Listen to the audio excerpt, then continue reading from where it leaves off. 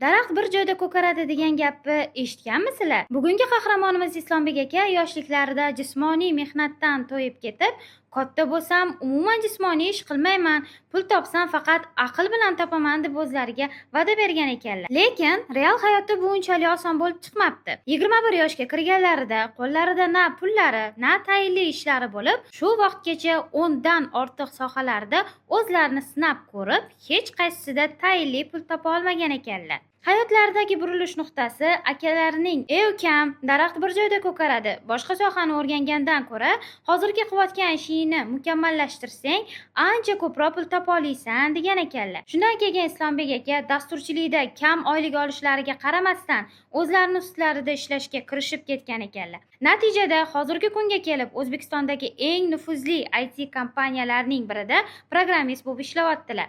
Agar sizlar ham katta kompaniyada ishlamoqchi bo'lib, lekin dasturchilikni qayerda o'rganay ekan deb ikkilanayotgan bo'lsanglar, unda sizlarga noldan atigi 1 yil ichida o'rgatib, stajirovka qildirib, ishga ham joylab qo'yadigan o'quv kurslarini tashkil qildik. Qanaqa kursligini bilmoqchi bo'lsanglar, izohlarda plus belgisini qoldiringlar.